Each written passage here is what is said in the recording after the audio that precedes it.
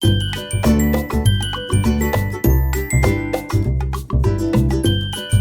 everybody. Welcome to the Crafty Corner. It's Katrina, and you're crafting with Katrina today. Today, we're going to make some hinged AirPod cases. I've seen a lot of tutorials on these cases, but mostly the ones where the lids just pop off. However, this one is the one where we have to pop it in place so that it opens and closes with the lid attached. Here you see I'm just mixing up my part A and part B resin in equal parts. And I made about 50 milliliters of resin. Maybe not quite that much because this is a small case and it doesn't take a whole lot of resin. But what you want to do is pour in your part A and B together in equal amounts and stir for at least 3 to 5 minutes. And then when you think you're done, keep stirring. I went in and got me a smaller stir stick after I mixed the epoxy together. And I'm scraping the sides here just to make sure we get all of it. If you look down in your resin and you see an area of streaks, which will look white and cloudy, then you're not mixed well enough. So keep stirring. Scrape the sides of the container as well as the bottom. I go back and forth on the bottom to make sure I get all of the ingredients mixed together, so that when we dry up, we have a hard ornament when we're done. And I always call my crafts ornaments, but we'll have a dry AirPod case. All right, so I'm just going in, scraping the sides here, making sure we get all this resin incorporated together. Now, there are all kinds of resins out there, and you can use whatever kind you would like to. I have some preferences, and I have more than one.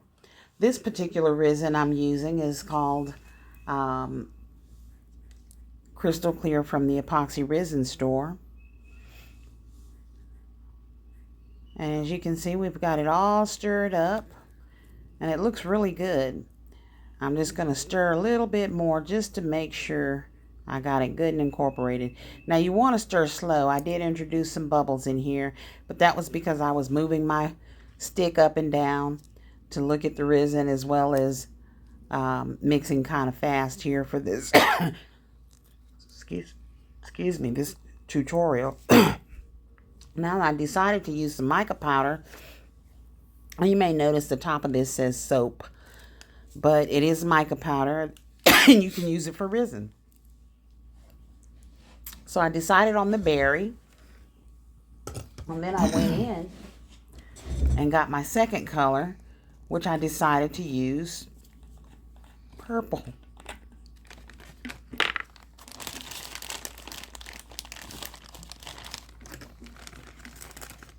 And I'm just pulling it out of the bag. I have a big bag of mica powders. And there's my purple. And this is Nico Pro. Excuse me, Nick Pro. And I'm just incorporating a little bit in there. Now, when I poured my berry in, I poured quite a bit, so I had to put some back in the case. And this is why I use dry cups for my mica powders, just in case I pour a little bit too much, I can put it back in the bag without it being contaminated with resin. And then I'm going into my berry, and I put about 20 milliliters in that cup, and about 25 in this cup. Maybe not quite that much. But you'll notice I did not have to go back and pour any more resin because I was able to fill both molds with what I poured in here. So you'll need about, safely to say, 45 to 50 milliliters of resin to do this particular craft with. So now I'm going in and I'm stirring up the purple. And that is a pretty purple. And this glitter, or this resin kind of stirs up in a pearl marble type effect. So it is really pretty. And I'm stirring all of that up. Make sure you scrape the bottoms again of your cup and get all your mica powder stirred up, because you don't want little pieces of powder in your project. So I went in with that, and I did not use a whole bunch of stir sticks because this is not a hard project, y'all. Don't make it hard by incorporating all these sticks and all these stirrers in there. Just get you a paper towel to sit by your side and wipe it off. And as you can see, there's no contamination. I did not mix the colors. So now I'm stirring up the berry and getting all that mica powder from the bottom of the cup and stirring it up really, really good so we get a nice, pretty berry color and that nice pearl marble type effect without any lumps. Okay. So once I got this stirred up the way that I want it, so that I don't have any clumps or any lumps or anything, I decided I was going to put some glitter in there. So I pulled out the rainbow glitter because this is rainbow ice and it is very pretty. I love this glitter. And I got this from the glitter guy. And I will put links down below to these websites that I buy these things from. The resin, of course, I got off of Amazon. And that's because they have the fastest delivery time when I'm ordering resin. But I added the rainbow ice to the berry as well as to the purple. And I just used a little cocktail stick that I wipe off. And then I'm incorporating it into the purple as well. And this just gives us a slight glitter effect. I did not use a whole bunch of glitter, but it will make it sparkle. And that was the effect that I was going for. Okay. Once you get your glitter all mixed in there, we have our two colors, our purple and our berry. So now I'm just going to pull my molds out. And if you look at these molds, you can see one is the top, one is the bottom. Right? The big piece there, that is our top. Okay. And what I do is I like to squeeze it open because there are little holes there that you need to, or little pegs there that you need to make sure the resin goes all the way around so that you don't have any air bubbles there. So I go in with my berry to the side where the little pegs are. And then I'm going to squeeze the area where the pegs go just to make sure we get all those bubbles out of there so that our resin properly makes those pegs, because that's what's going to hold our hinge in place. All right, and then I'm going in with some purple to mix those colors up. And that's going to give us kind of a slight marble effect. Now there's that little space on the top or on the bottom, because that is actually the bottom of your mold. There's that little space on the bottom there that you don't want to fill over. Okay, so don't cover up that space. You see I have a little bit of resin on top of there, and I'm just going to wipe that off. But don't fill up that space there. So I'm going down to the sides just to make sure I get full coverage on this resin, or in this mold, to make sure we get a whole piece. And again, what you're looking at right now is the bottom of your earpod case. All right, and that hole at the top there that I've got a little bit of resin on, as you can see, I'm wiping that off. That hole there, that is where your cord goes through. So you don't want to cover that up. You want to make sure you keep that cord open, or that space open so that your cord goes through it. All right, and you're going to fill your mold up to the rim of that space. So don't pay so much attention to the sides of your mold. Pay more attention to that space there and the rims of it to make sure you don't go over it or overflow it. All right, and now I'm just topping it off just to make sure we have enough resin there. And I'm squeezing back and forth to make sure all the air comes to the top.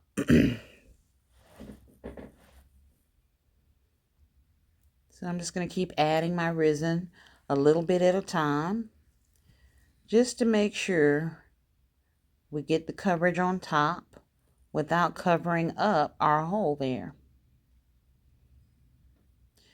All right, any excess resin that gets on there or spills anywhere, just wipe it off.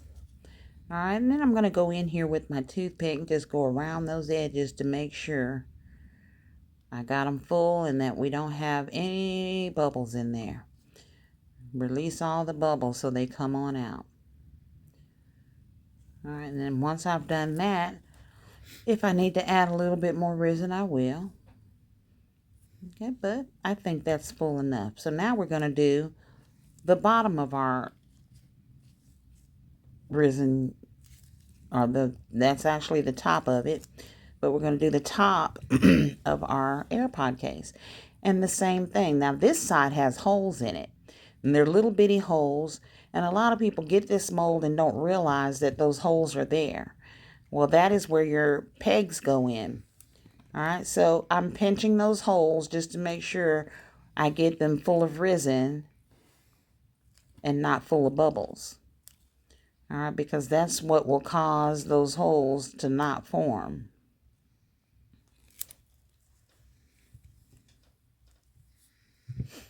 Okay, so you want to make sure they form. Now I'm going back in with my berry and pouring that in there. And I'm going to come back in with some more of my purple as well. Now this particular mold, you want to cover all the sides and fill it all the way to the top. Cover the entire bottom of the mold. This is the very top of your AirPod case. So once you've covered the top of that, we're going to just rinse and repeat, y'all. Go back in through the edges to make sure we got it all full. And I do a little squeezing and a little pushing just to make sure our air comes on up to the top so that I can go in and pop those bubbles. So here I'm just very slowly pouring that berry in there so that we can get coverage in the mold.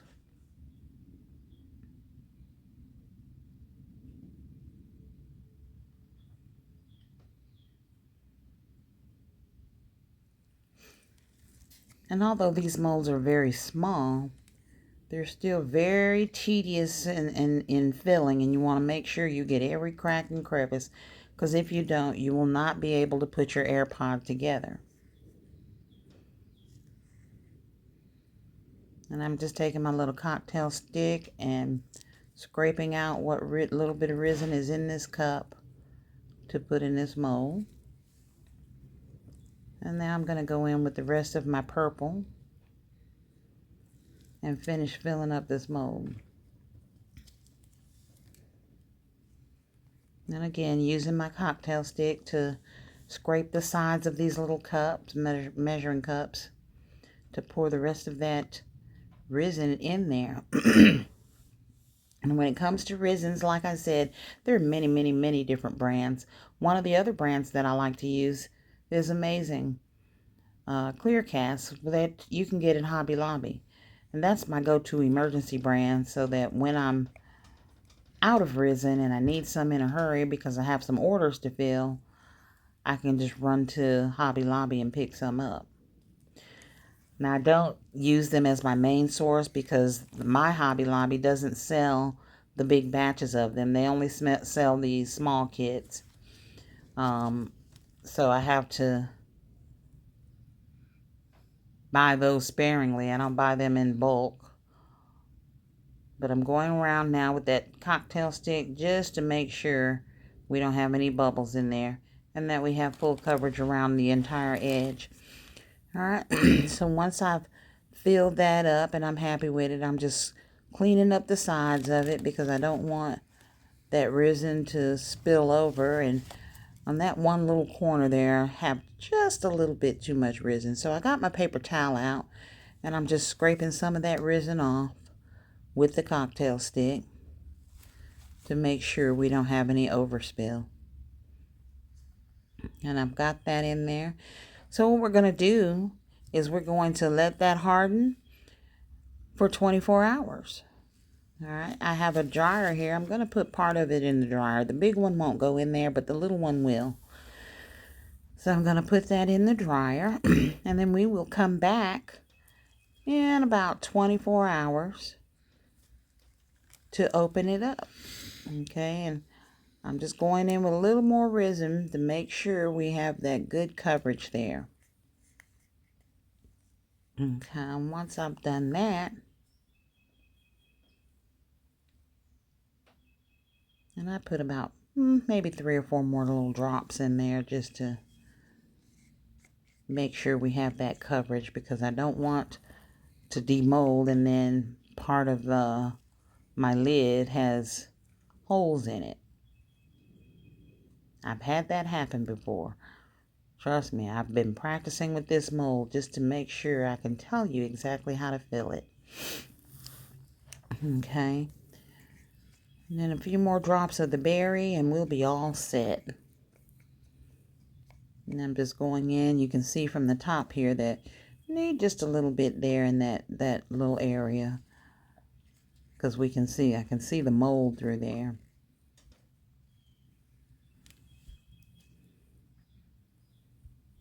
And this was our bottom piece after I let it sit for a few minutes while I filled up the top.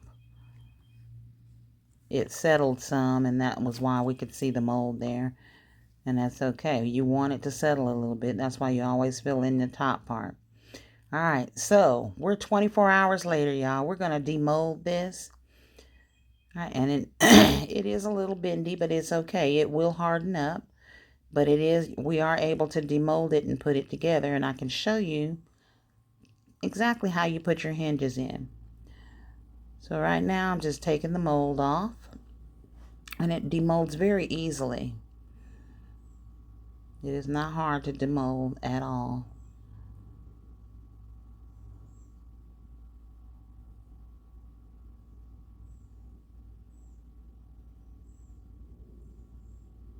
Alright, so that's our lid that goes on top. And you see the little pegs there? Those are the hinges that go inside the little holes on the other end. Alright, now we're going to demold the other side.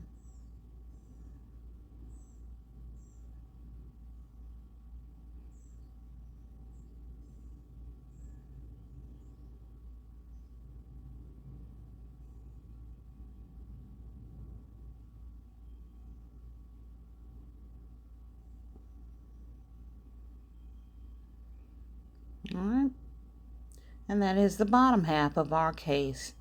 And if you look, you'll see the holes are there. Okay, and that's what you want, those holes that are right there in the side, as well as that hole at the bottom. Alright, and then you just take your top case and you stick it in those holes to create your lid your hinged lid.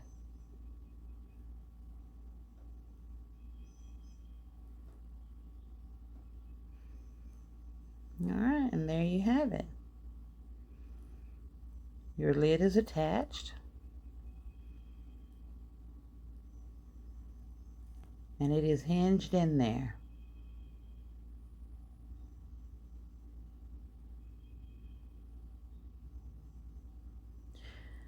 I hope this tutorial has helped you making your AirPod case.